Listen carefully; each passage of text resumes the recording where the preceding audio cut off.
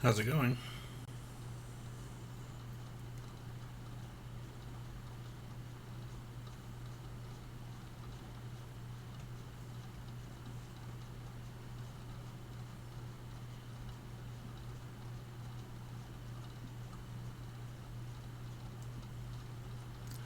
Hope y'all are doing all right today.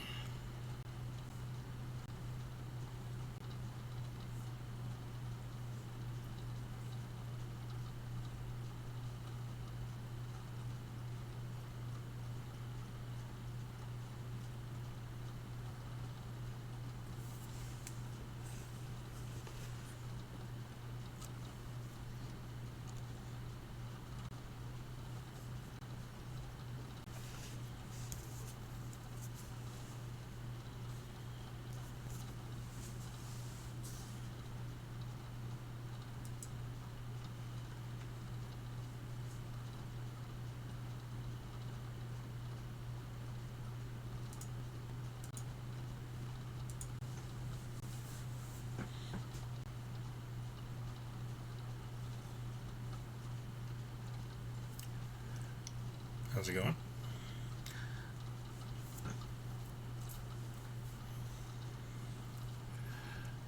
Where are you all at in your other class? I'm curious about that.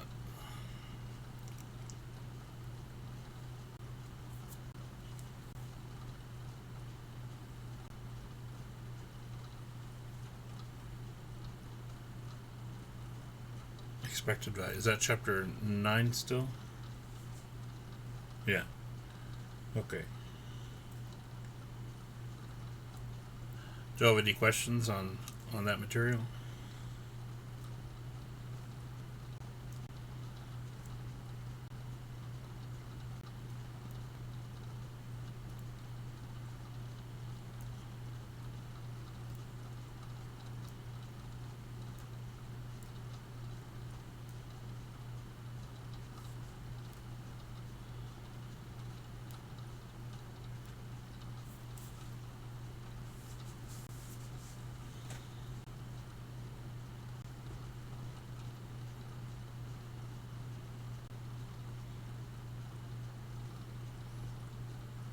Were there any specific topics you all have questions on?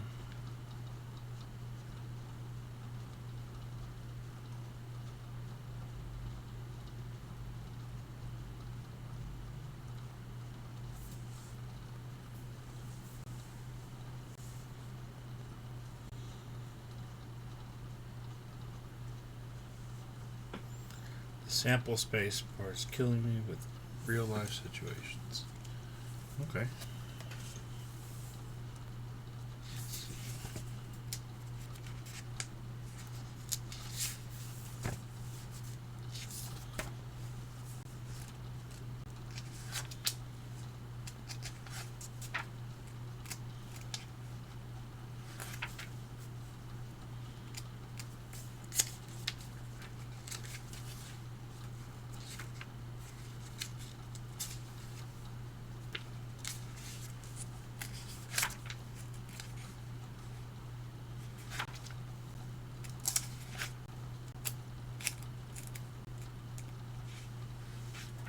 Oh, I gotcha.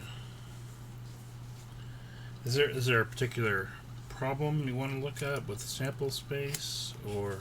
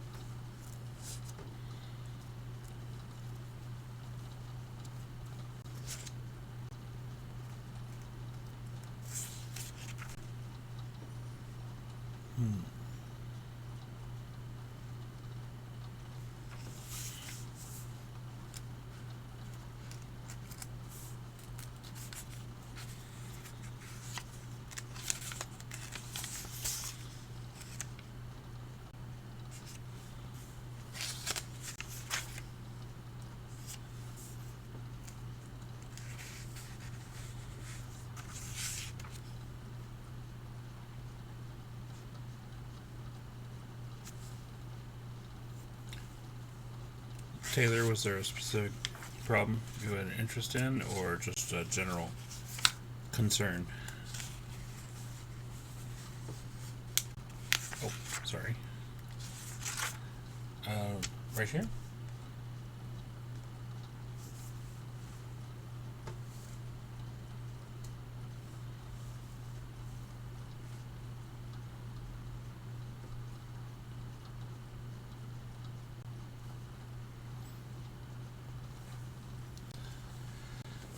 All right. It says give the probability. Oh, a few pages past that.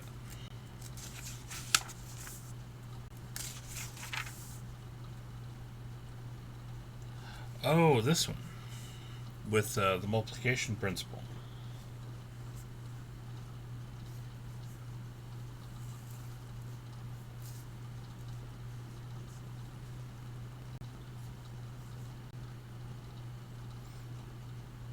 Okay.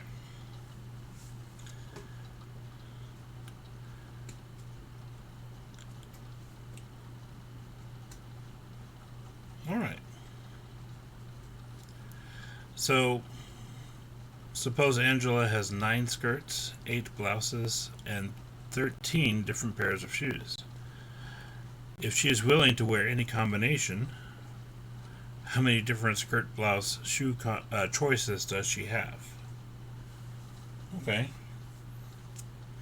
Well, the way the multiplication rule says that if we're going to choose one of each of these 3 things,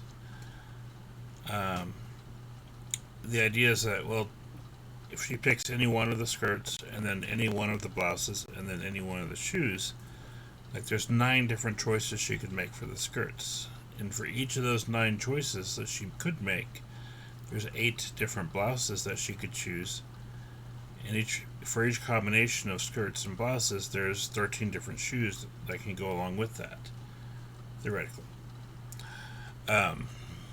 So the idea is that we can just multiply those together to get the total number of combinations possible.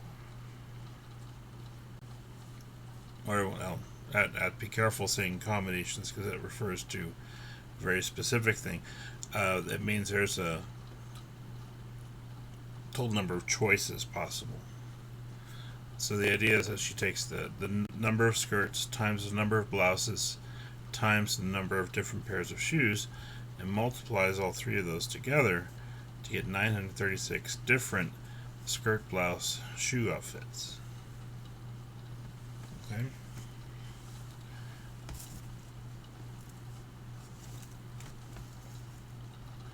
Now,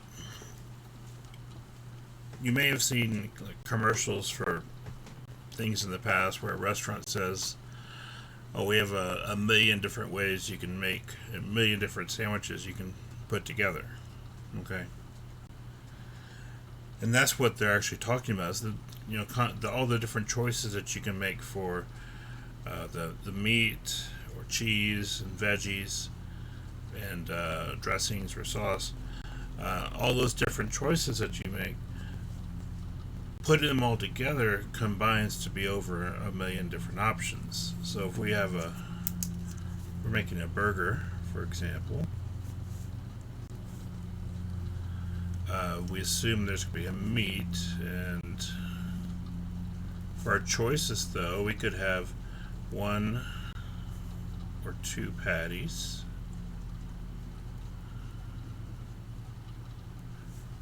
Okay. That's a lot of combinations there, Brandon. Let's see, for cheese. Now, some people don't like cheese in their burger, and that's fine. So none is an option. Or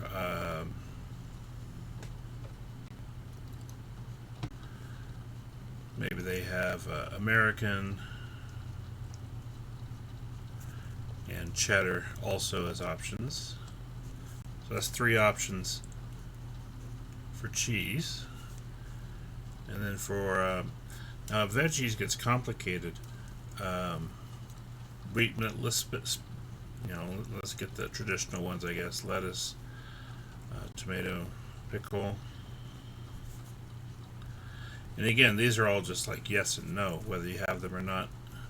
Although some places you can go, if you say yes, you can say the normal amount, the light amount, or extra amount, and that actually creates different combinations. So for lettuce, you can say yes or no, and that's two choices there. Same with tomato and pickle.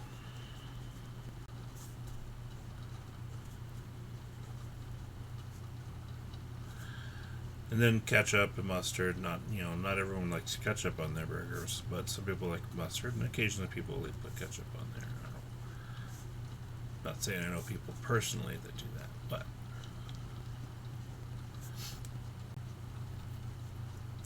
throw in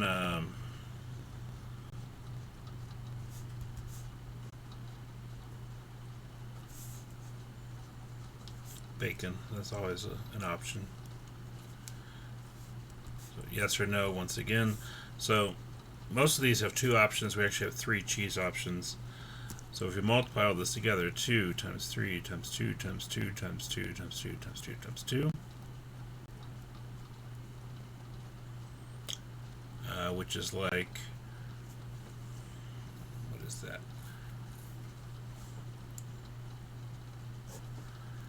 That already, is that 384? Options if we put that, multiply all those numbers together. Okay. But if you go to a place like Subway where they have a lot more choices for veggies, multiple meat choices, and others that are not even meat. If you want something that's vegetarian, or you could do, and probably more cheeses than this. And then you have the option of bake it or not. Anyway, you get a lot of different options there once you start multiplying all these things together. So the idea is that there can be a lot of different ways to create these combinations of choices. It just depends on how many options we have. So, and then we just, whatever different options we have, we multiply them together. So if you're, trying to choose an outfit and you have this many skirts and blouses and shoes, again, we multiply them together like in that example. Same option here if we're trying to create a burger, for instance. This is fairly limited what I've written down here, but I wanted to keep it fairly simple for this example. But, you get the idea. We just multiply it all together. Okay. Were there other questions on any of the current material from your other class that you're working on, or recent material, I guess?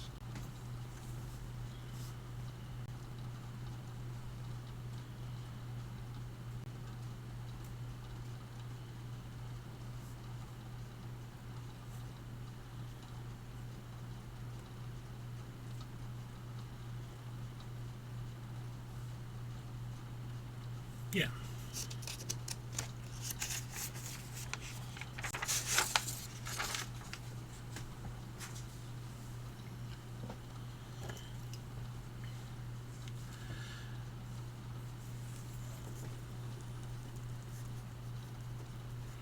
This is a problem I like to work for my statistics students. Let me make sure it kind of lines up with what your book does.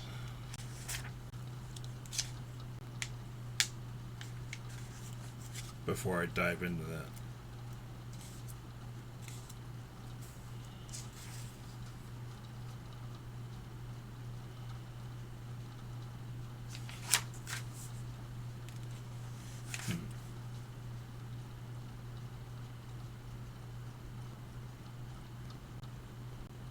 Yeah, more or less. This one will challenge some of your different knowledge. Yeah. Suppose we're at a party, post-pandemic.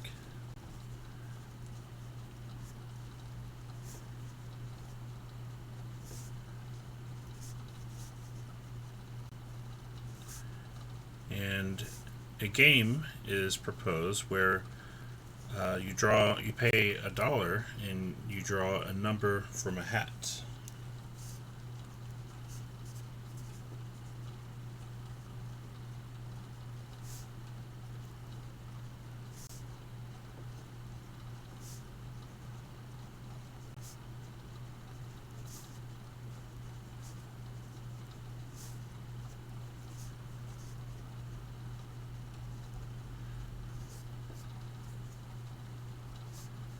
And the hat contains the numbers 1 through 10.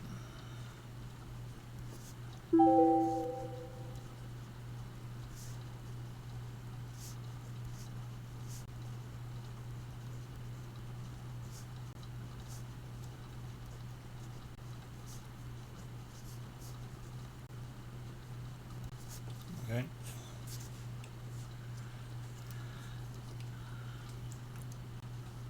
If we draw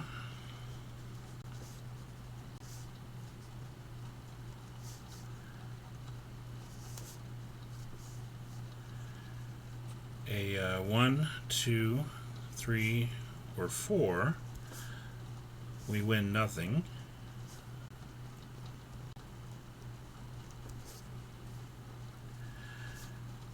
If we draw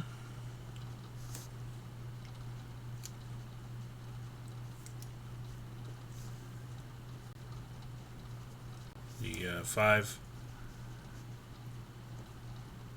6, or 7, we win $1.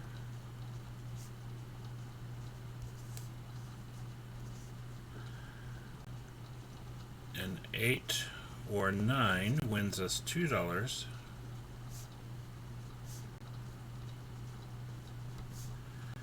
And drawing the 10 wins $3.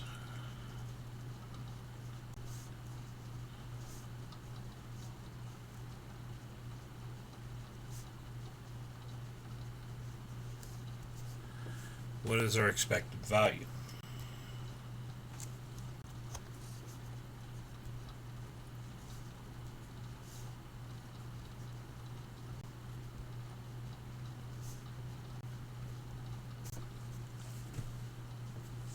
Okay. This one's a little bit different than what you have in the book, because the book already gives you the probability distribution. This one we have to create the probability distribution ourselves, which is another challenge on top of that, I guess. Which hopefully that helps in that area too. So we think about this. Okay, we pay $1 up front, and if we draw a 1, 2, 3, or 4, then we don't win anything. Now, I'm going to make a table here.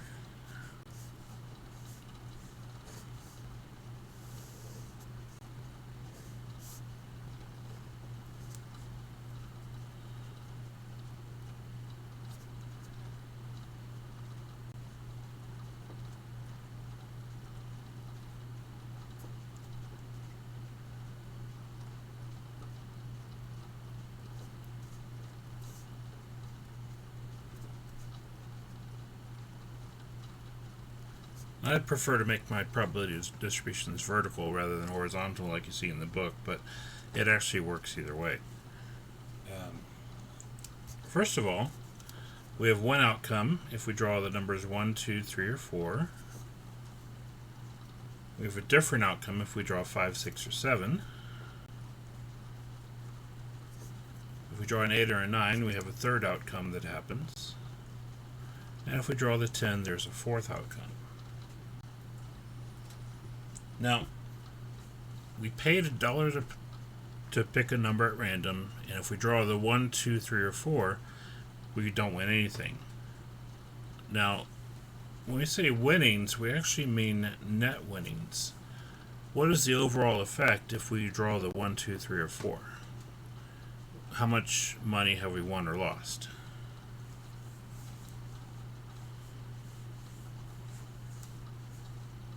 We lose the $1 that we paid up front.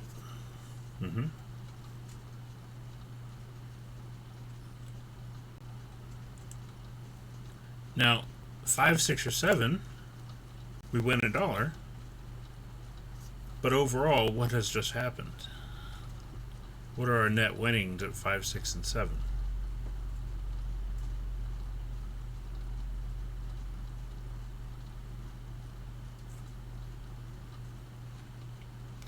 Yeah, we don't win anything here.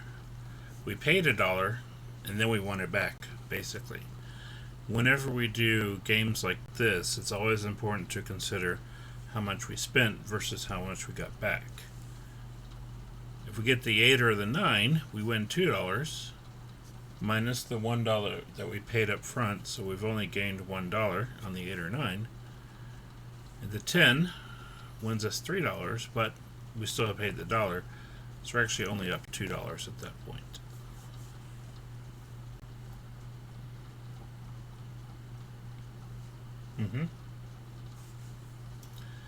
So what's the probability that we draw the 1, 2, 3, or 4?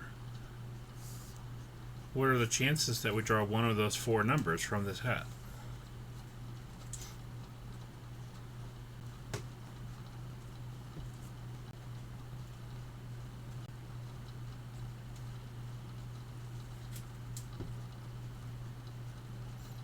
Two out of 5. I would go ahead and make that a decimal just to make it easier, but that appears to be how y'all were taught to do it, so that's fine.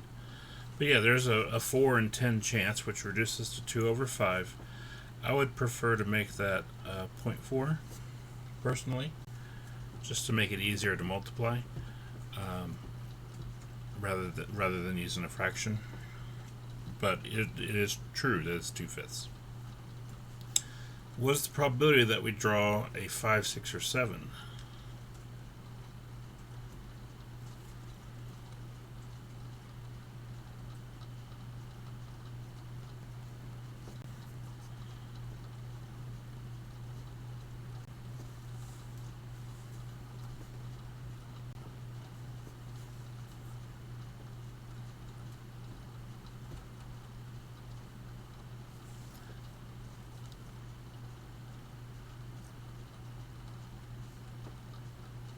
That's 3 out of 10, so we'll make it a 0.3.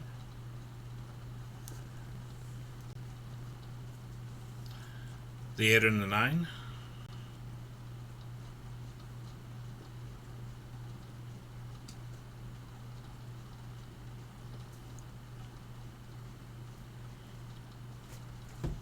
.2. Yeah, we know there's 10 numbers total in the hat. We're assuming that they're not cheating us. But we'll call this a friendly game. But that's 2 numbers out of 10, so 2 out of 10 or 0.2. And finally, what are the chances that we pick the 10 in particular?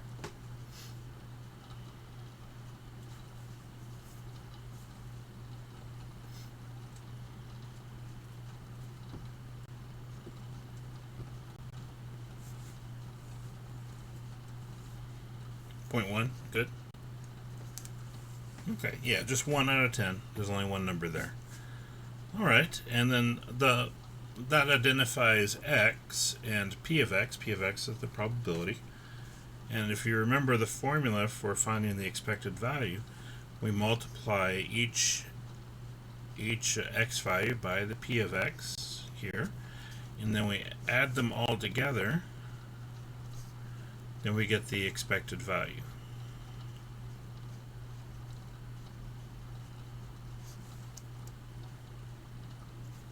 Okay, so we take -1 times 0.4, so it's -0.4, 0 times 0.3, 0, 1 times 0.2, is 0.2, and then 2 times 0.1, which is 0.2. Okay, so here we're just multiplying across x times p of x for each outcome. And lastly, we add all these together, and what does that equal?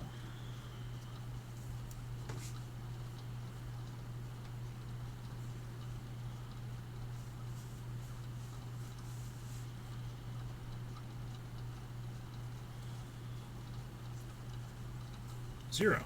Okay. Now, depending on what we're looking at, getting an expected value may be good or bad. If we're a business trying to sell a product, we don't want our expected value to be 0. In games of chance, though, we actually do want an expected value of 0, which is one of the main places where we use what we call expectation or expected values, is games of chance. But yeah, this one has an expected value of 0. That means we call it a fair game. And what the fair game means is that neither the person playing the game nor the person hosting the game expects to gain money on average as people play the game. Okay. That's alright, Luke. That's good.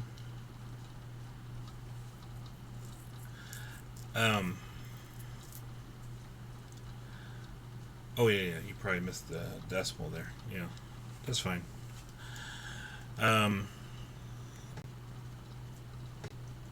So we get a value of 0, which is a fair game. So that means that ultimately, if we played this game 10 times, we would expect to break even. Now, if we played it once, a lot of different things could happen. But if we played a lot of times, then this is the value we should expect to hold true. So if we played this game 10 times, then 10 times the expected value would be our overall result that we would anticipate getting, which would be 0, which means we haven't actually lost or won anything. But that's also, and then for the person hosting the game, they don't actually win or lose money in the long run. They expect to break even as well. And so it's called a fair game, and in some places that's actually not considered gambling because there is no expected loss that the customers would bear. Okay. When you go into a casino, that is absolutely gambling because the expected value of every game in a casino is negative. You expect to lose money on average. You may win in the short run, but if you play long enough, eventually you'll be negative. Okay. Because the casino owners expect to get a portion of each game played as part of running and operating the casino, and because of that, the customers can expect to have a negative expectation on everything. So,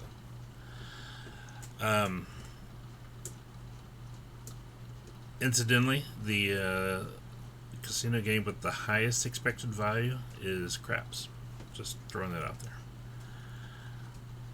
Alright, now if you look at these other problems in the textbook, most of them seem, that's not an expected value question. But these are pretty tame. They just give you the distribution already. Like they give you the x and the y, and we would have to just multiply them together.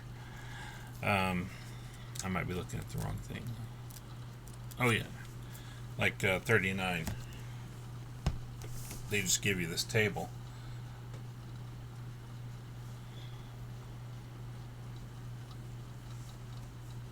And they want us to find the expected number of sales.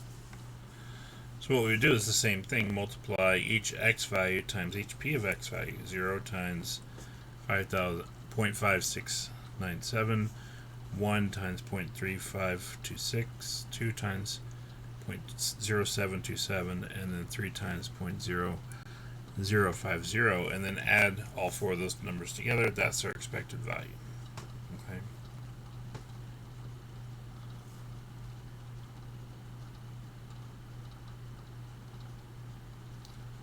In that case, it would represent the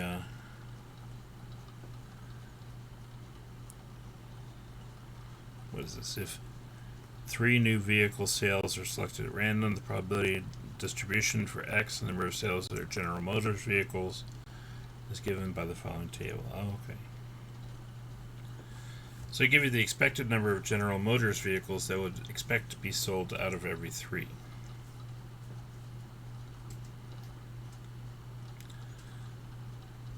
So we see the highest probability is actually 0, but still pretty decent probability of 1, less so for 2, and much less for all 3 being General Motors. So hopefully that makes sense, or is it helping, I hope?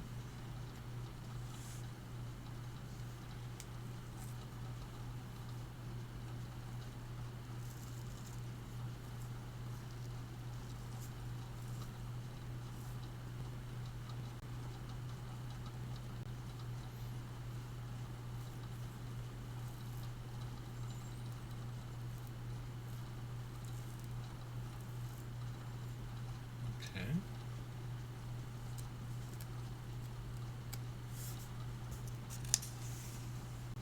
Example 5 and 9.1.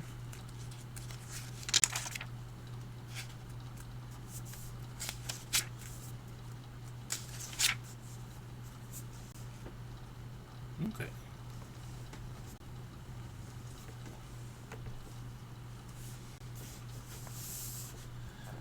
As we saw in Chapter 8, an American roulette wheel has 38 slots. 2 of the slots are marked 0 and 00 and are colored green. The remaining slots are numbered 1 through 36 and are colored red and black. 18 are red, 18 are black.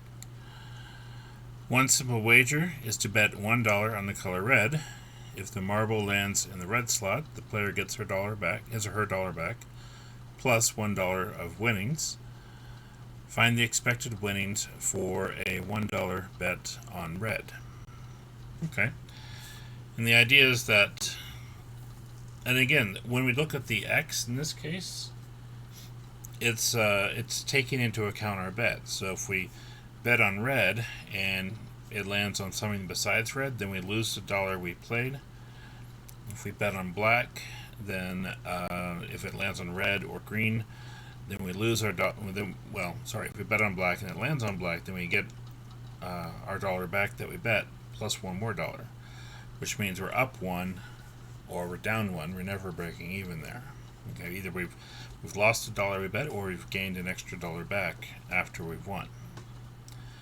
And so that's how we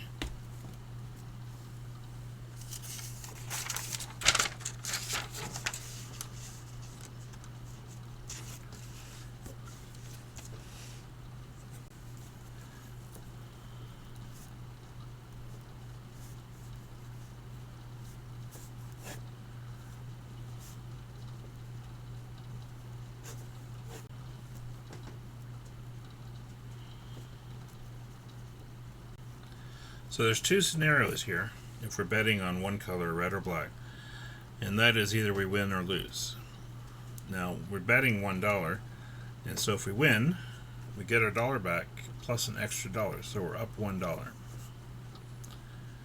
If we lose, we've lost our dollar that we bet. So we're either up 1 or we're down 1 from where we started after we play one game. Now, the probability of winning is we could land on any of the 16, either 16 red, whichever color we bet on, red or black. There's 16 of each, so 16 out of 38 is our chance of winning whichever color we bet on. Now our chance of losing is any of the other not 16, I'm sorry, it was 18, wasn't it? 18 and 18, and then 2 green, yeah. So then there's 20 that we may lose on. Because if we bet on red, then there's 18 red, and then there's 18 black, and then 2 green that it could also land on where we lose. Okay, so then we want to multiply x times p of x. Now, this is a little bit more complicated with the fraction there. Well, we could work this with fractions. If we multiply by positive 1, we know it's just going to be 18 over 38. If we multiply negative 1 times 20 over 38, That's negative 20 over 38. We'll add those together. Again, for the expected value, we want to add this column together, or row, whichever way we've drawn it. And if we add these together, they already have a common denominator of 38. So we'll combine the numerators. 18 minus 20 would give us negative 2 over 38.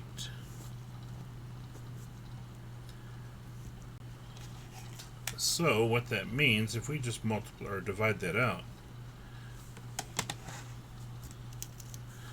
that's approximately negative 0.053. It's slightly more than 5 cents on average that we would expect to lose each time because it's negative. So our expectation here is to lose. It's not a significant amount by any means. But of our dollar invested, we expect to lose a nickel. Well, we know that in reality we either win or lose a dollar. So if we played this 100 times, then we would expect to be down 100 times this number, which is, we expect to be down $5 basically, maybe 6. If the law of averages holds true, okay. So we may win and what may happen is we may win in the short run and be up, and then we should just stop. Because the law of large numbers basically says, hey, if we keep doing this, it should average out to be a loss each time we play. Just a small loss, but overall a loss. Okay. Hopefully that helps. So I went ahead and approximated as a dollar amount. We could say 5.3 cents instead as an option. But again, I mean, we have basically negative 2 over 38, or negative 1 over 19, if you want to call it that.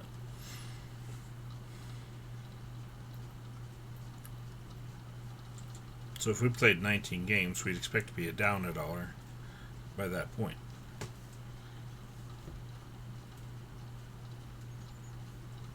Okay? Again, the key is that from what I'm seeing in your problems, sometimes we have to figure this out, or sometimes it's given to us. It's just a question of whether we have to set up our probability distribution first, or if it's given to us in the problem. Then we multiply x times p of x for each outcome and add those together. That's our expected value right there.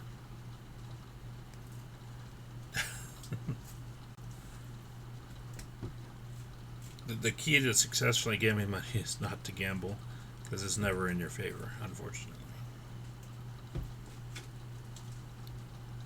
But yeah, try to win in the short run. Cut your losses after that.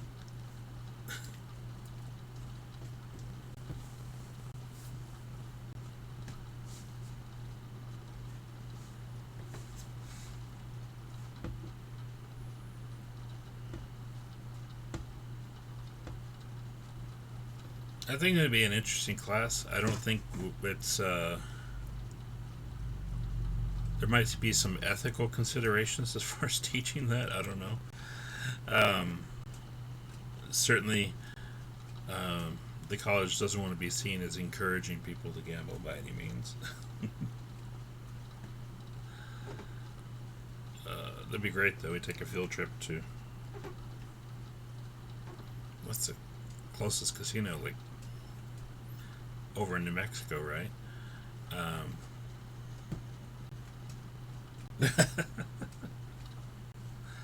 Yeah, do it. Yeah, Hobbs. Do a Twitch class where it's not even connected to the college. I'll just have everyone chip in some amount.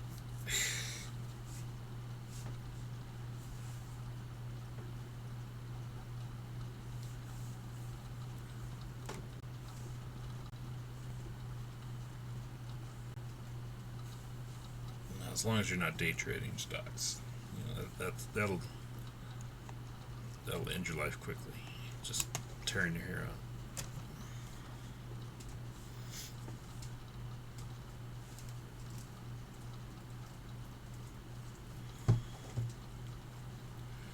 No, I'm not. I'm not the person to talk about gambling because I just don't gamble because I understand the math well enough that if I ever do gamble, it's because I happen to be there and my friends are there, and it's like I might as well spend a little money.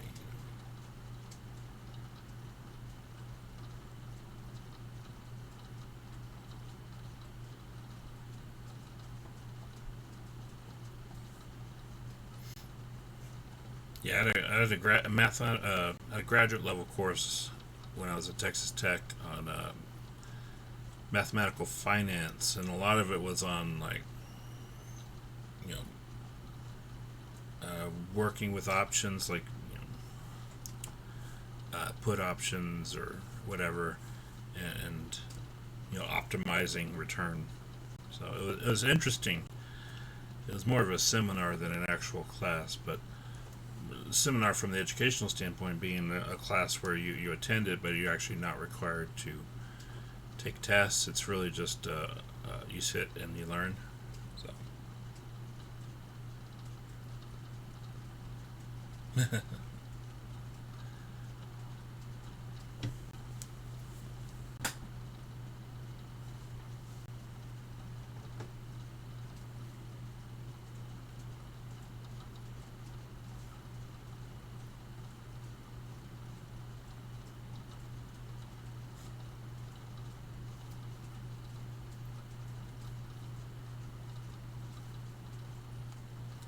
do you have other questions on uh, chapter 8 or 9 before we get too derailed here?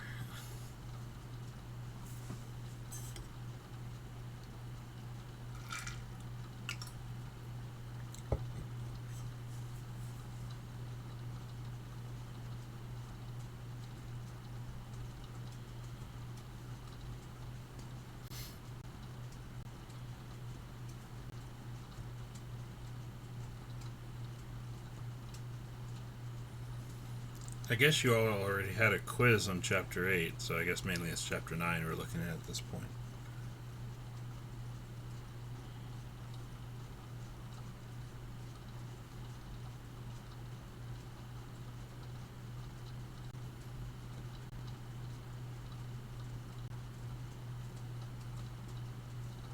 I get notifications on my phone every time you'll turn something in for Mrs. Knisey's class, so I gotta figure out how to turn that off. I got them literally all weekend.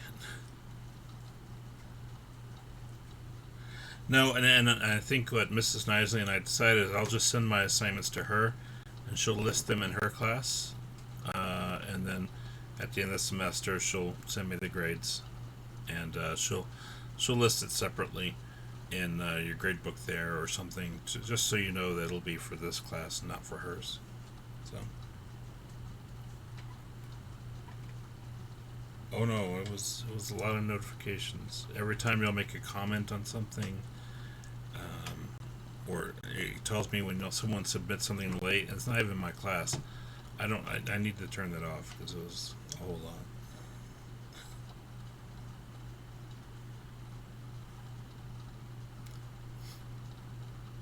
Because it distracts me from my classes. Because all I'm seeing is the 1324 class.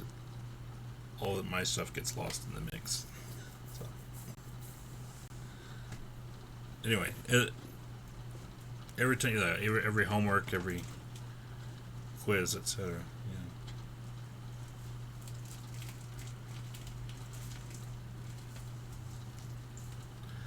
So yeah, when I put the assignments on Pearson, you'll actually just go into Mrs. Knisely's section and they'll be there, and it'll show up in that class, but it'll actually be for this class, which means I can't turn off notifications.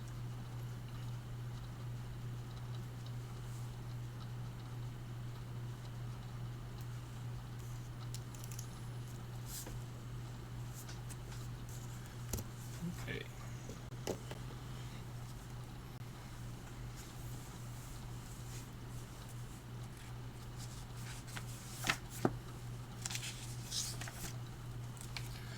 All right. Besides that, today I wanted to go back to section 1.6. There aren't anything there right now, Zoe. There isn't anything there right now, Zoe.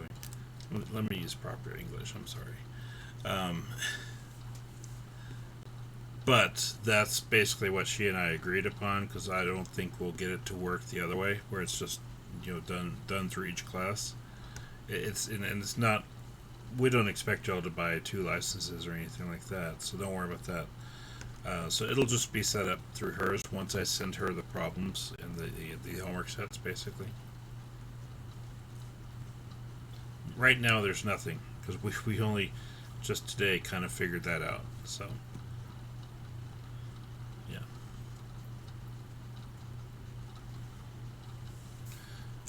But I'll put up something for.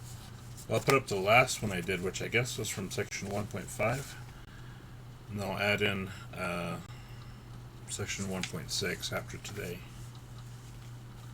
and they won't be due right away because I know you'll got other stuff to work on. But so I'll give you a little bit of time. But I do want you to work on these eventually.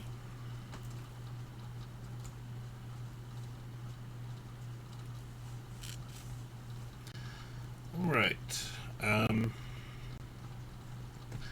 So in section 1.6, we were working on first degree equations.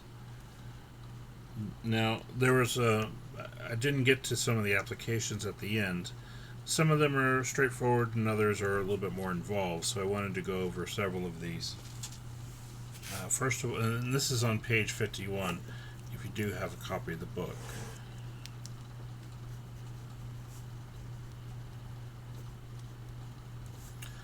And I don't know from when we're continuing this, but we had previously talked about the first part, probably right before Labor Day. Wednesday before Labor Day.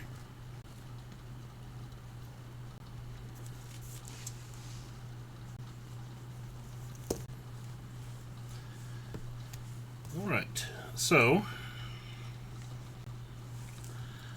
I want to start off with number 50 on page 51.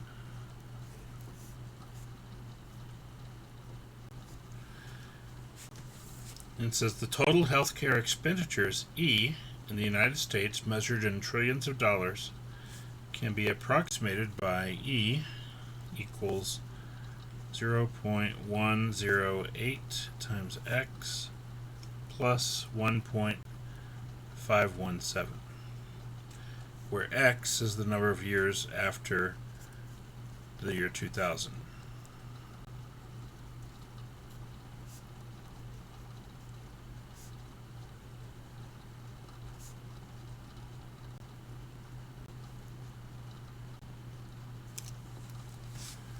Okay, so with this question,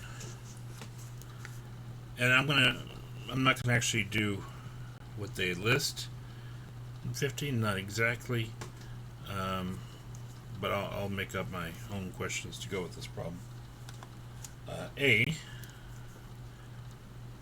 what were expenditures in the year 2010, first of all?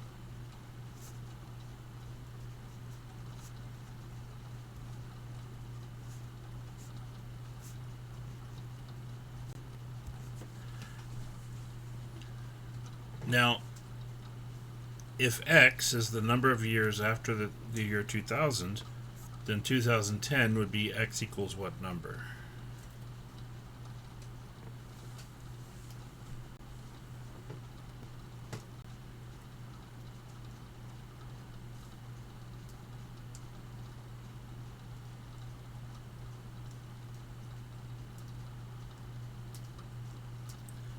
Ten, good. So then we would take that X equals 10 and plug it into our formula here. Okay, so E would be 0.108 times 10 plus 1.517.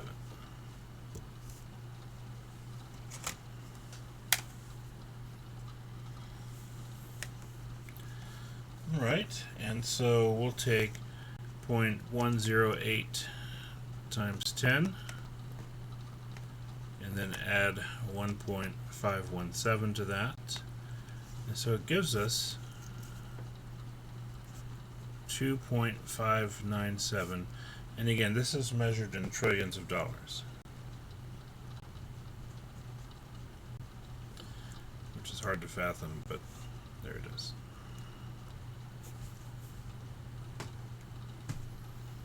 Okay, and anytime our answer is in a dollar amount, we want to make sure we put the correct notation there, in this case the dollar sign.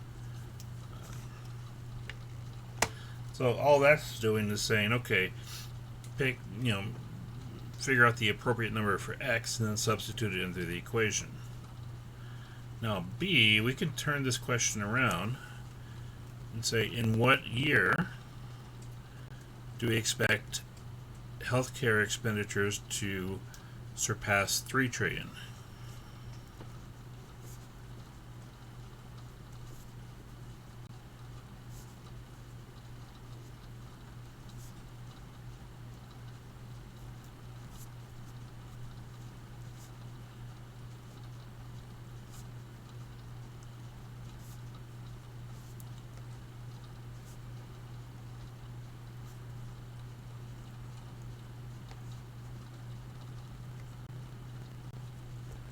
Now it means it should be after 2010 because it's only it's 2.6 trillion in 2010. So we expect it to be sometime after that, and we may have already passed it actually.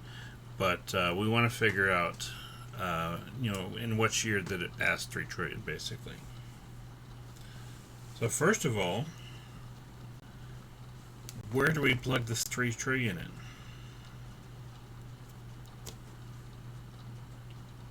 Which variable do we use for that?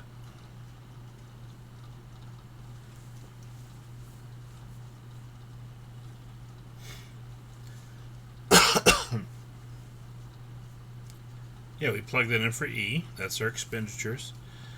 Even though it's 3 trillion, again, we'll just plug in 3 because all of these numbers here are assuming trillions are present already, so we're just using whatever number it continues from there, which is 3.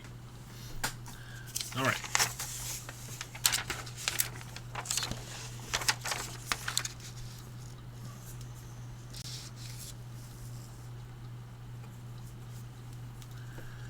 So we say 3 is equal to 0.108x plus 1.517.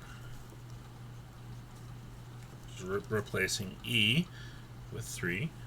Now, having done that, how do we solve for x?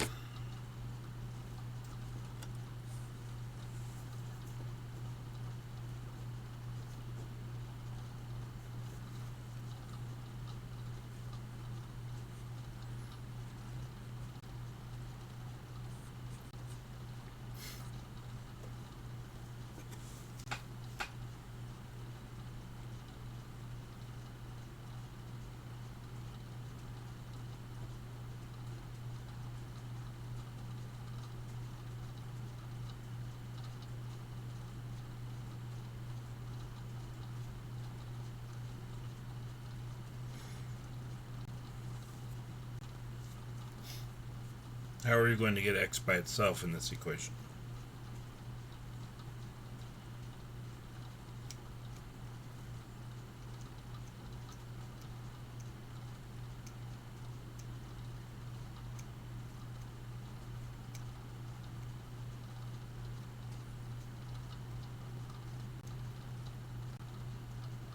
Okay.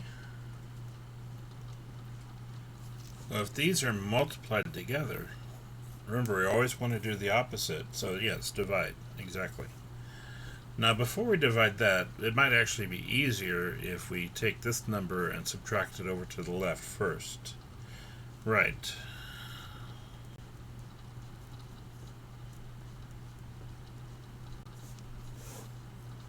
So, I would recommend subtracting this number first to get this term by itself. And so that would give us 1.483 equals 0.108x. Once we get our x term by itself, now we can do the division and just have our solution from there. So there's two steps, and honestly, they could go either way. How we order them, but I think this is the slightly easier order overall. So yeah, next we just divide everything by 0.108, and so it's 1.483 divided by 0.108 equals x. Okay, well, I don't think we've reached this year yet. 1.483 divided by 108. Well, actually, no, never mind, we have. Sorry. And so we see that we get a number 13.73 for x approximately.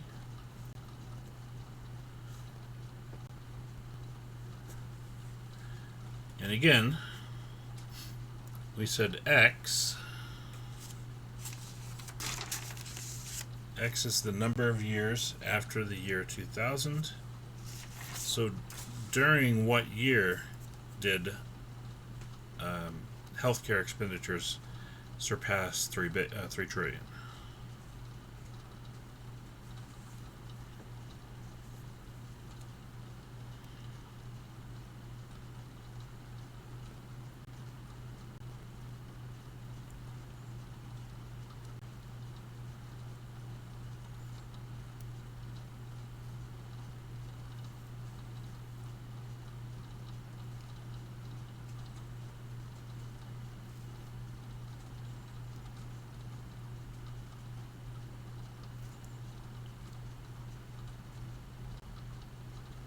(2011).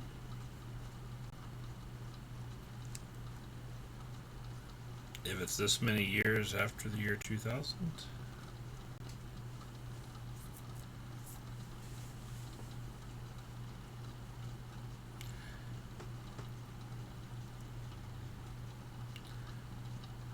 Okay, good. Yeah. 2013. Now, it may be a little confusing, although it doesn't look like anyone got confused here, which is good. You may think, okay, 13.7, is that actually 2014? But what that means is after 13 full years and part of the next year. So 13 full years gets us to the start of the year 2013, but then after that, it's only the portion of the next year. I don't know, would that be 13 or 14 in that case? So if we said 13 years from the beginning of 2000, it would be the beginning of 2013. Yeah, so this would be during 2013. Sorry, I almost talked myself out of the answer that we all got. So, anyway, so it's actually between 2013 and 2014, so it's actually during the year 2013. So 0.7 probably be during July sometime, if every month is considered equal.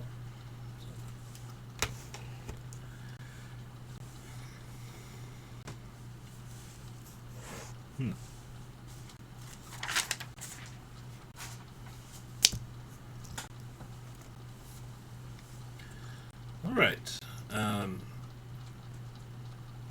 Let's see.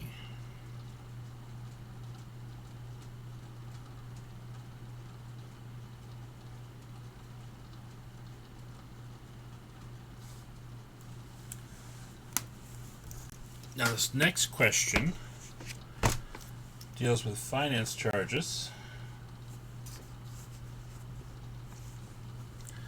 When a loan is paid off early, a portion of the finance charge must be returned to the borrower.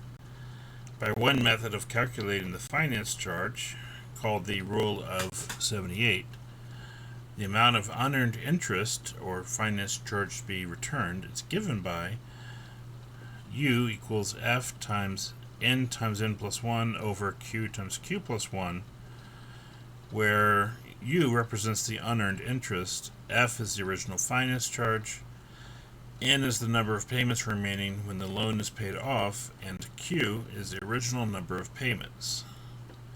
Find the amount of the unearned interest in each of the given cases. Now, I'm just going to give you 58 here, and probably will give you 57 as like a homework problem.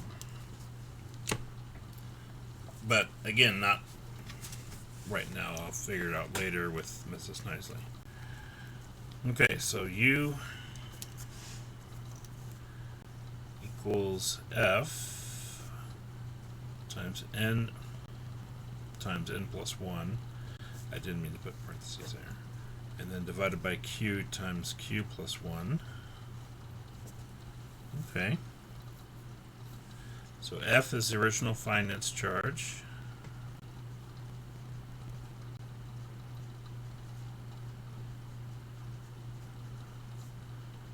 N is number of payments, which is fairly typical. When you'll get to the chapter 5, that'll be the same thing, number of payments.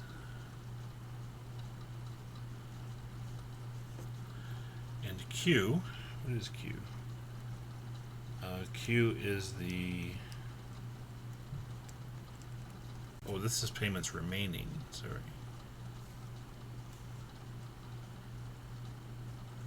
It's an important distinction.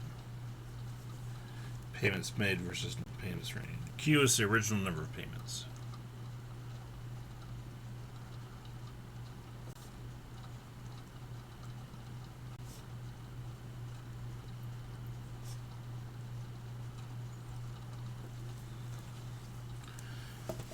For instance, if you buy a house, then typically you get a 10, 15, or 30-year mortgage. I guess you could do 20 if you wanted to. It's not as common, I don't think. Anyway, so if you do like a 30-year mortgage, then that's 12 monthly payments each of those 30 years. So it's 360 payments. So Q would be 360 in that scenario for a 30-year mortgage.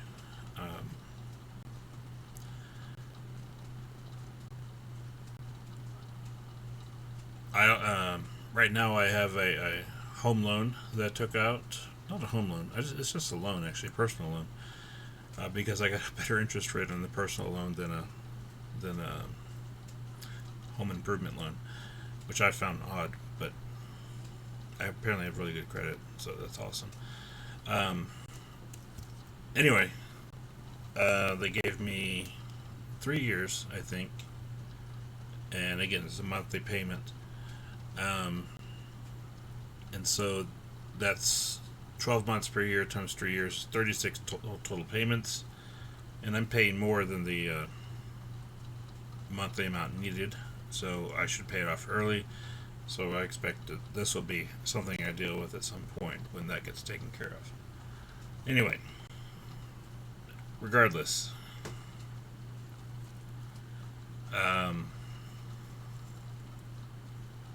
this is our formula. So, and 57, or actually we'll do 58, we'll do the even, and I'll save the odd for a homework assignment. We have an original finance charge of $1,400.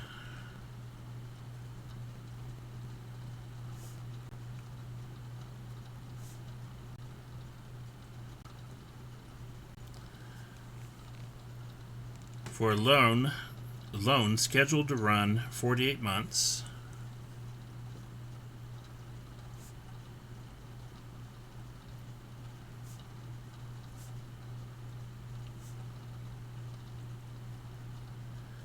that was paid off with 12 payments remaining.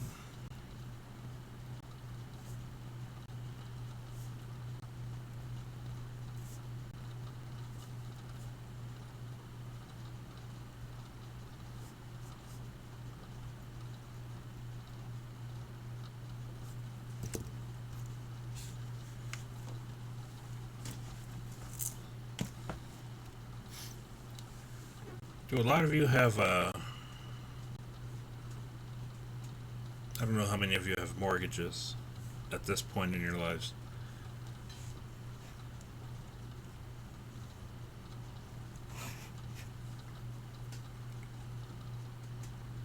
Anyone want to volunteer that information. I have a mortgage. I hope to not have a mortgage about a year from now, which I'm really looking forward to.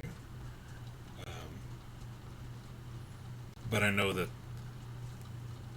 my generation, which I guess technically is Gen X, had a little bit better than a lot of up and coming generations. So uh, anyway,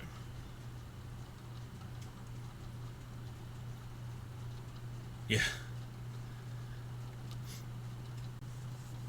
I mean, if you pay cash for it, that's good. I mean, at least you don't have to worry about making payments, even if it's not in the best place in the city.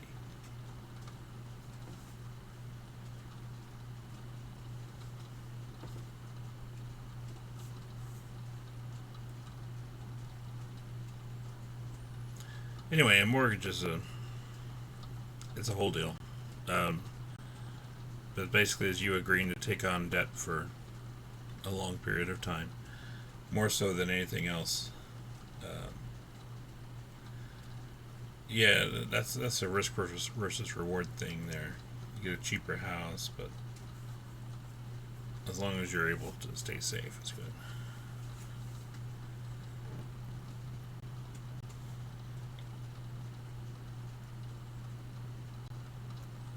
The neighborhood I'm in is in I'm near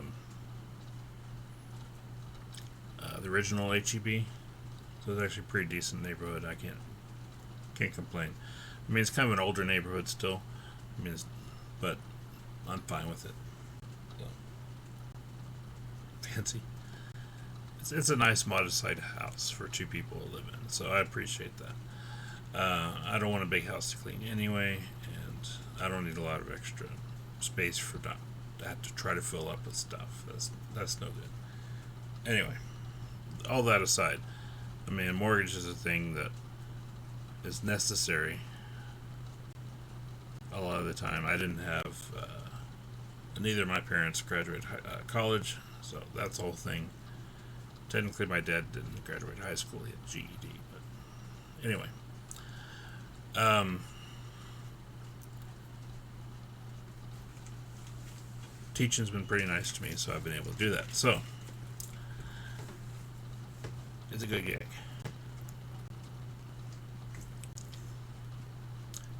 Sometimes you work a lot extra, but it's fine.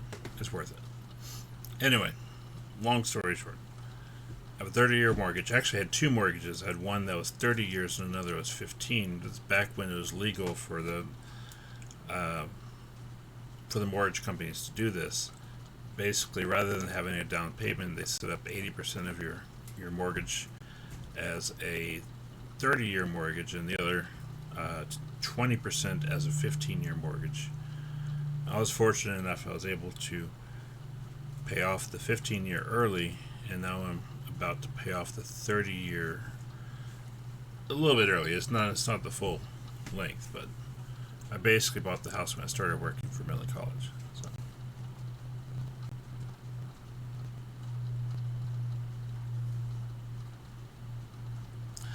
anyway, um, I know all about this stuff. Now, even if you just have like a credit card or if maybe you have a car payment and you can always call up your bank or your lender and say um, what's my what's my payoff amount, and what they're going to do is if there was a finance charge, I'm bringing it back around to this problem finally. If there was a finance charge applied on your purchase, whenever that you ask for a payoff amount, it's going to be factored into that. So it's nothing we ever really need to calculate as a kind of normal consumer, I guess. But I don't think you'd really have that on a credit card. But automobiles and houses, yes. Um, maybe depends. Depends on how you set it up. Sometimes people will pay the finance charge out of pocket. That way they don't have to worry about it later, or increase the amount borrowed. So there's different strategies there. So I'm I'm in a good place. I can't lie. I'm very happy and very thankful for what I have. So,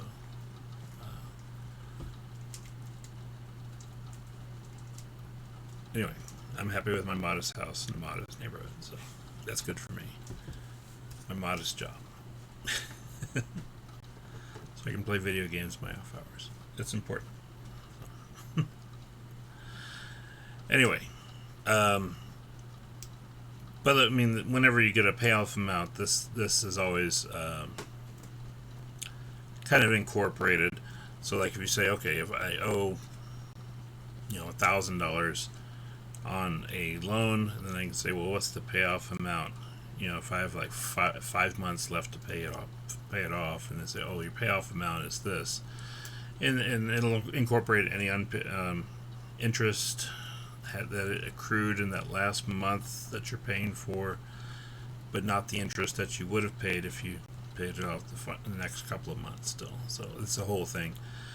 So yeah, let's move forward. I'm kind of lost in the narrative here. We have our formula, so we're going to use finance charge $1,400. That'll be F. Our loan is scheduled for 48 months. And we said that was Q. We want to make sure we get these straight. Q is the original number of payments. So the loan is scheduled for 48 months in this case. Paid off with 12 months remaining, that's our N. So that's the probably the biggest challenge in working these word problems like this is making sure we get the right number plugged in for the right variable. That's always going to be the most essential thing. And we have to pay good attention to the question, because we looked at the variables here, and the order they gave them, they're a different order of which they're presented here, which is important because they want to keep us on our toes. They want to make sure that we realize, hey, 48 was the original length of the loan, and n equals 12 is the actual number remaining. We'll go up here. So we take this information now and plug it into this formula. So U is equal to, we'll plug in F, which is 1,400, N, which is 12. If n is 12, then n plus 1, that means we'll just add 1 to that. We can just make that a 13. And then on the bottom, Q, which is 48. And Q plus 1, which would then be 49. So basically, they're establishing a fraction, this number of months of this number of total months, this many remaining out of the total. We're kind of setting up as a fraction of the original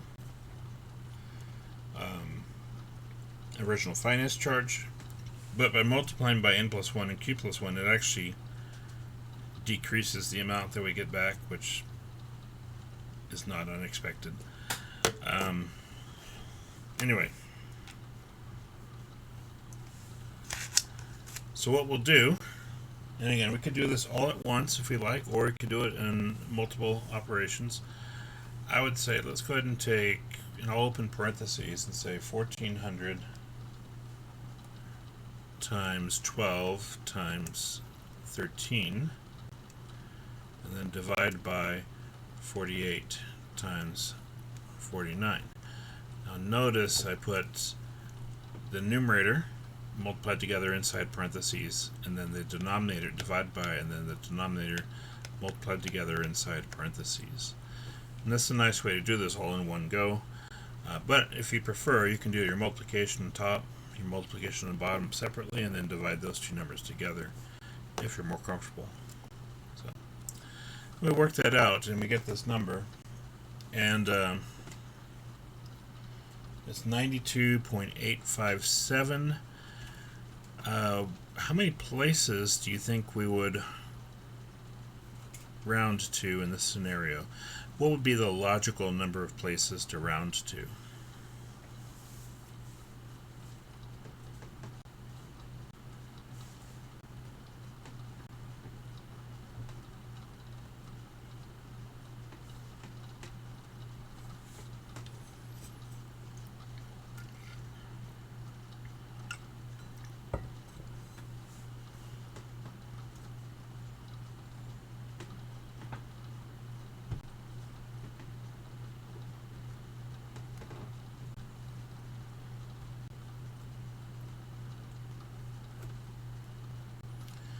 Well, if this represents a dollar amount, what would be the most logical place we can round?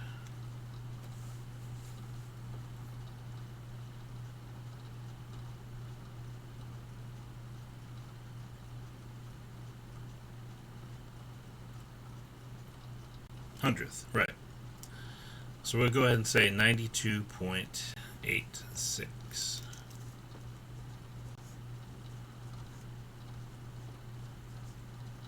for you. Okay.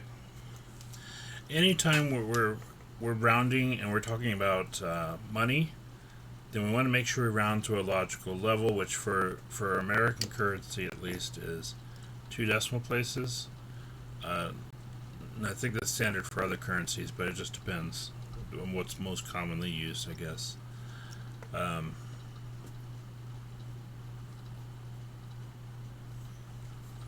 yeah. Okay.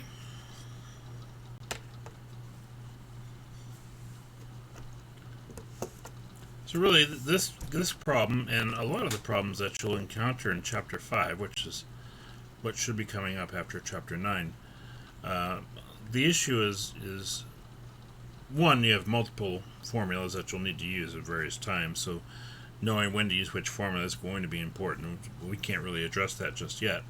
But the other thing is being able to read the statement and identify which number goes to which variable in the formula.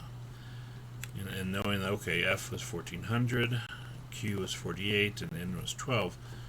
Okay, that's something we need to be certain about, because if we mix those up, we're going to get a completely different answer, and it won't be correct. Okay? And so that's something that when we get to that material in the other class, when you get to Chapter 5, that's going to be a major concern. So definitely something to make sure we're working on, make sure we're actively thinking about.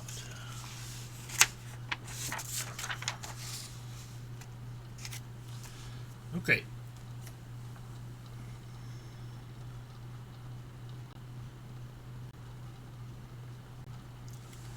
Now we do have some simple, and when I say simple, I mean simple interest, which I'll talk about the difference in a second. Look at number 60. Wei-Jin Luan invests 20,000 received from an insurance settlement in 2 ways, some at 6% interest and some at 4% interest. Although she makes $1,040 altogether, she makes $1,040 per year in interest. How much is invested at 4%? Now, when we talk about simple interest, that means we have one investment up front and it just earns interest for however long we let it go. Okay? So simple interest means that we invest once and the money stays there and just grows, according to whatever interest rate the account earns. The alternative is compound interest, where we make a payment or a deposit every single time period or month, usually is what is done. So if you're paying off a mortgage, it's done by month. You're paying a car payment or a credit card payment, that's by every month. That's fairly typical. And so in those scenarios, even if they're all things that we owe money on. Even if we're saving money for retirement and we're putting a couple of $100 a month into a retirement account, whatever we have, even in that case, you put in $200 one month and it starts earning an interest rate, whatever interest rate it earns, and then we put another $200 in the next month. That means that the interest that we earned on the first month is then added to the total that we have in saved up, and then we start earning interest on top of that interest as we keep making these deposits the money's growing based on our deposits, but also because our interest is starting to earn interest itself. Not as quickly as we might hope at times, but overall it is increasing. And so the idea is that this compounding, this earning interest on top of interest, makes the money grow that much more quickly. Okay, not a whole lot more quickly. So if we put $1,200 into account for 1 year, and it earned an interest rate, at the end of the year we'd have this much. The alternative would be, what if we just put in $100 per month for 12 months and it earned this interest rate? Well, first of all, it would depend on what the interest rate actually was, how we would be able to compare those two.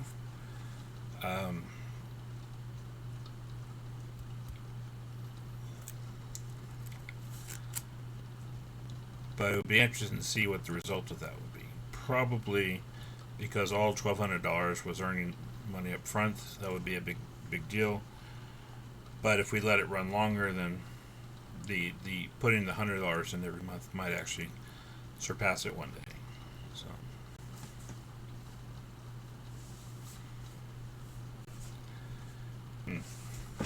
anyway,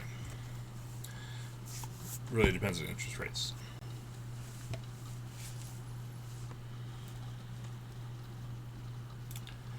All right, so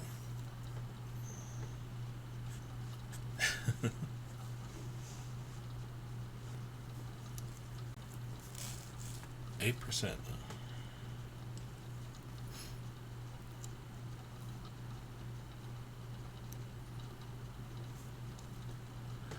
think I got around 6% on my retirement savings.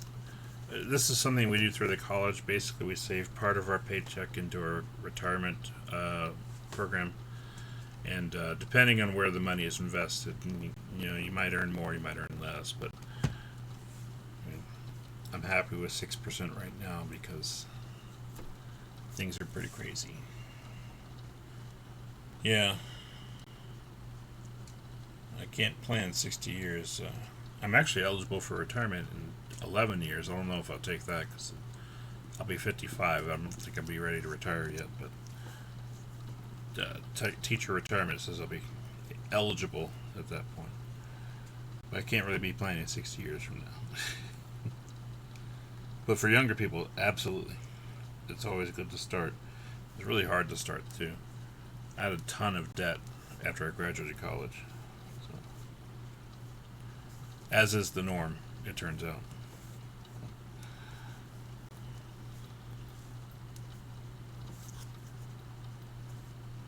Yeah, ideally start at 20, but it's not an ideal world anymore, it seems like.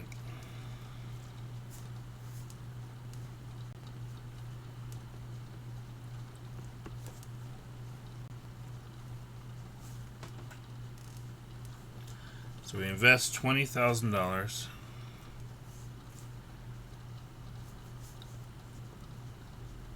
Uh-oh.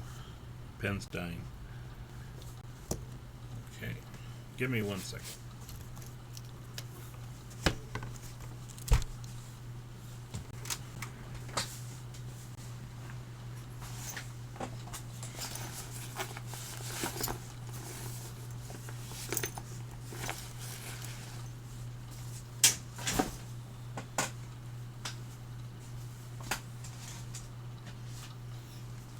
Okay.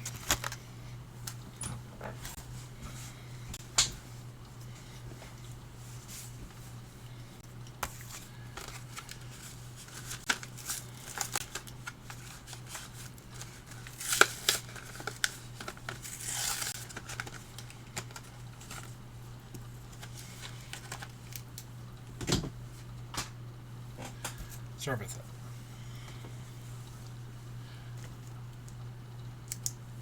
Okay. So part of this money is invested at 6% and the other part at 4% interest.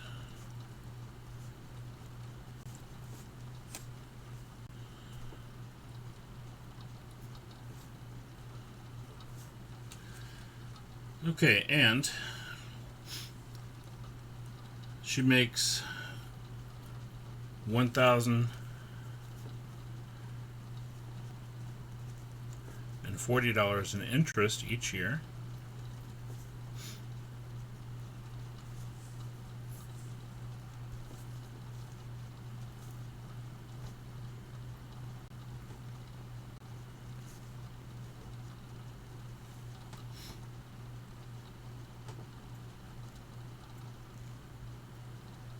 How much is invested at 4%?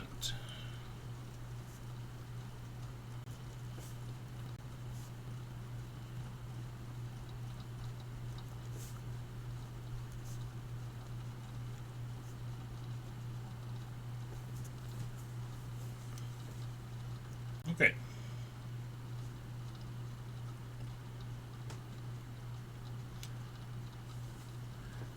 So,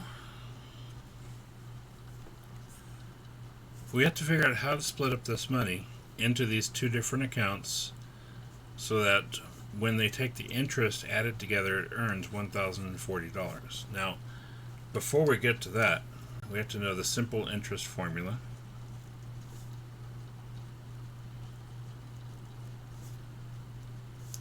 Which is I is equal to P times R times T.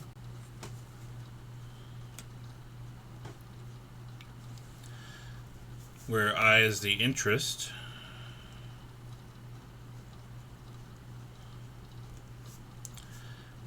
P is the principal, which is the amount invested,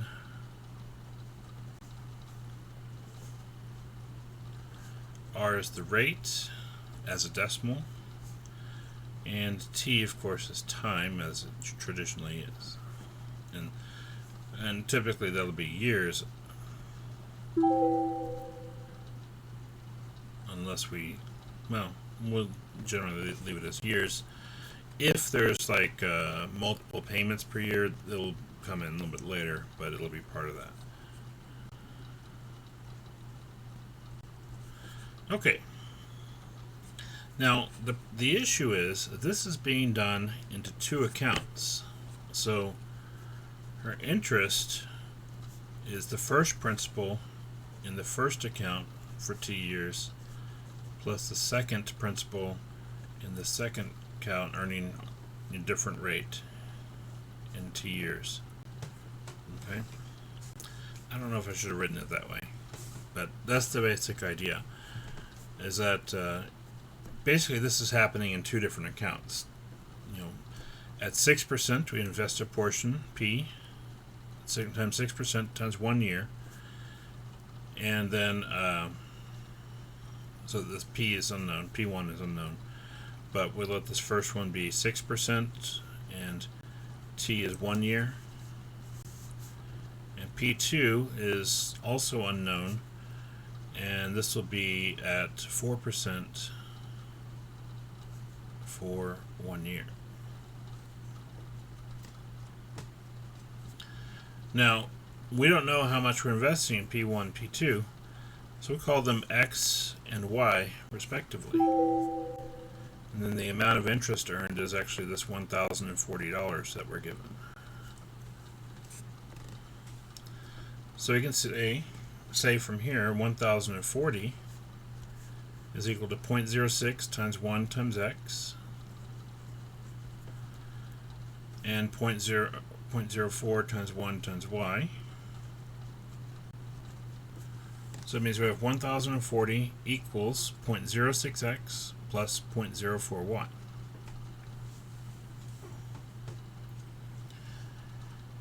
Now, the issue here is that we've introduced two different unknown values.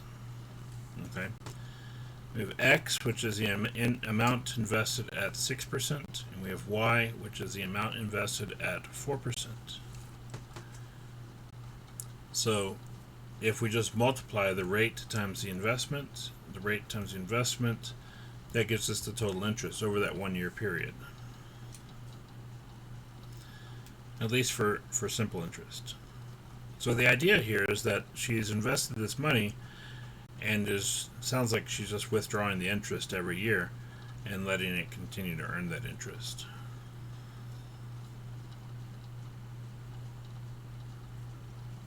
So after 1 year, she's invested $20,000. The $20,000 is still there, and she has an extra $1,040 that she's earned on top of that.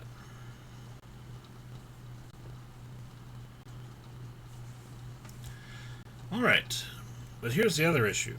We don't know how much is invested at each rate, X and Y, but we know that overall $20,000 has been invested. So between X and Y, whatever those are, we know that they total $20,000 between them. Now this is important because it gives us a second equation to work with here. And we're actually working with two different variables, X and Y, so we need two different equations for this to be able to be solved. What I would recommend in this case, since we're trying to figure out how much is invested at 4%, that means ultimately we want to solve for Y. So we need to replace X. So here, let's solve for X.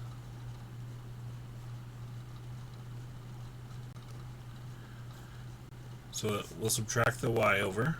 So X equals 20,000 minus Y.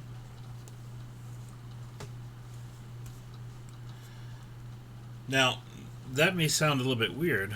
We want to ultimately find Y, so we take this first equation and solve for X. Well, what happens is now we can substitute into this equation.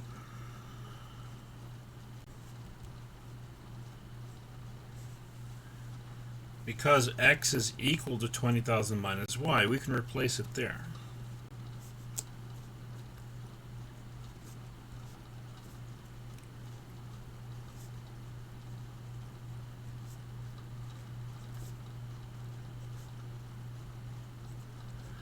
And so by replacing the X, we've actually eliminated the X from this equation, so Y is the only variable that's left, which means we'll be able to solve for Y, which is what they want us to do in this problem, since Y represents the amount that's invested at 4%.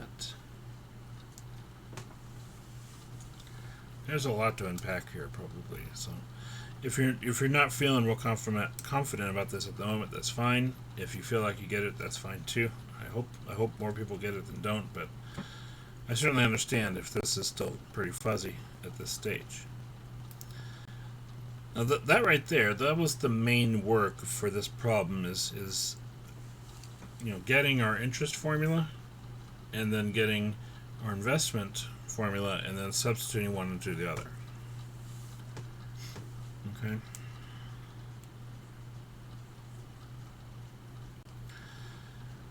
Now, we've done all that, and our goal is to solve this equation for Y. What should be the next thing that we do?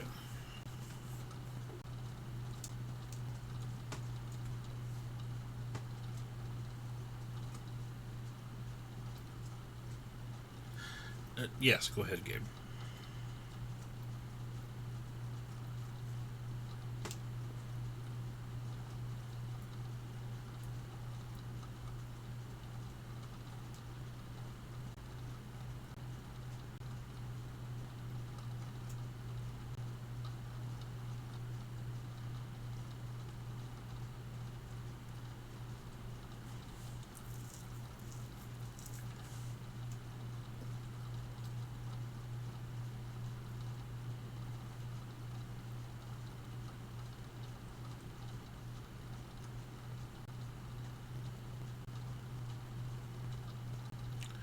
You mean right here?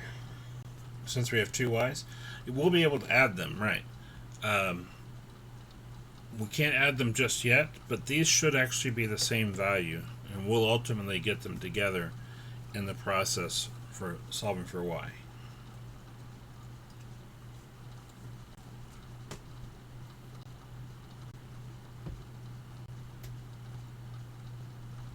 Okay, good. So what I would recommend next is we have this 0.06 on the outside of the parentheses. Let's just go ahead and distribute that to both of those terms. So 0.06 times 20,000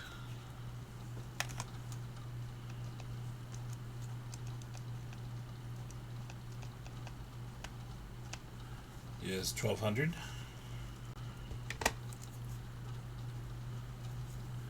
.06 times minus y is minus 0.06y, and then we have plus 0.04y.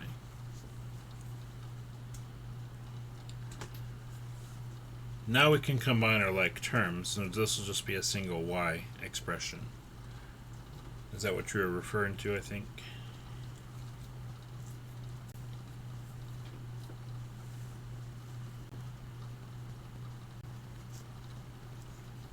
Good. So this is minus 0.06 plus 0.04.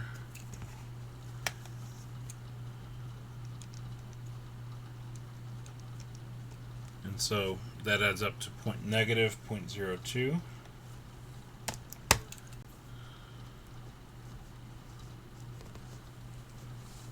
So we just have to pay attention to the signs on that one. Make sure we combine them properly. Now, our goal is to solve for y, so what ought we to do next?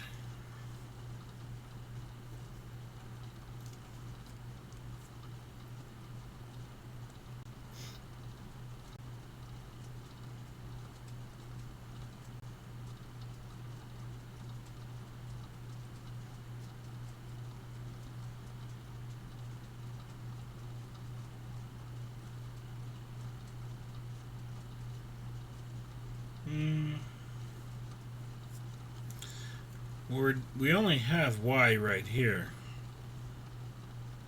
Oh yeah, I see what you're saying. That would work actually. Yeah, let me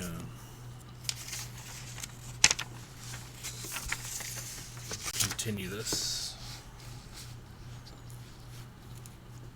It doesn't have to be positive, but it's actually a little bit nicer if it is. Yeah.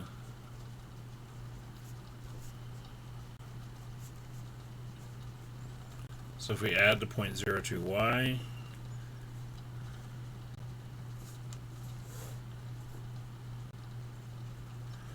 then we have the 1040. Now the 1200 is by itself.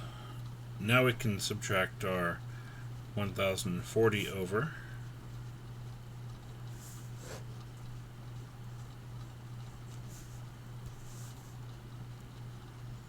That's 160. Okay. And finally, we can just divide both sides by 0.02.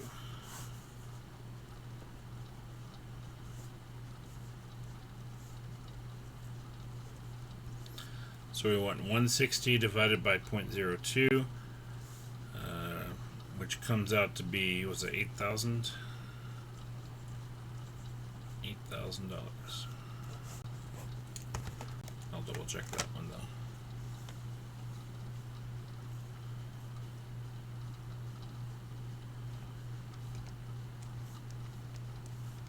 Yeah. Okay. So, yeah, we end up with $8,000 invested at 4%. And that means the other, since there's 20,000 total, the other 12,000 is invested at 6%.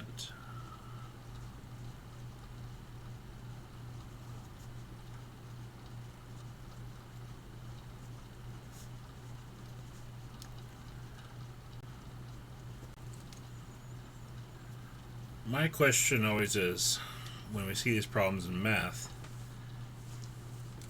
if they know they can get 6% from the second account, why don't they just put all the money in the higher percentage? And the answer is, it's not a very good math problem at that stage. So, now you could also argue that the investor wants to diversify where their money is invested, but I mean, if this is a certain thing, like a certain type of bond or something, then just put your money in the higher interest rate at that point.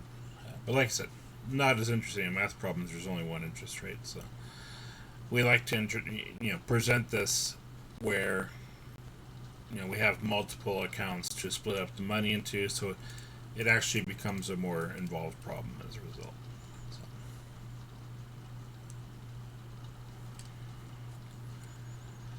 Anyway, I believe that's a good stopping point. Um,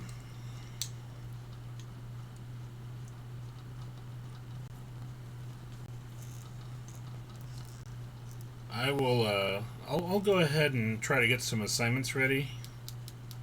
They won't be due immediately. I might set them up to be due like by the end of the month, but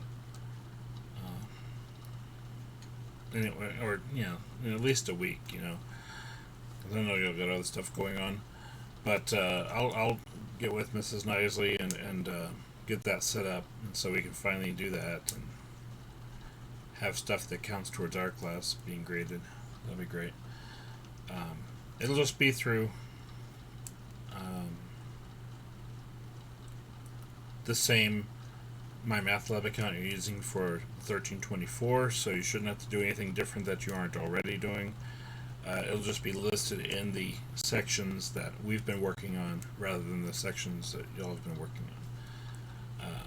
Anyway, so for now, don't worry about it. I'll get it posted soon, later this week probably, but hopefully by Wednesday. We'll see. I've got other deadlines I need to look at first. But yeah, so look for that. I'll post an announcement when those are ready. Otherwise, hope you all are doing all right and having a good day, and take care of yourselves. I'll talk to you next time. Bye.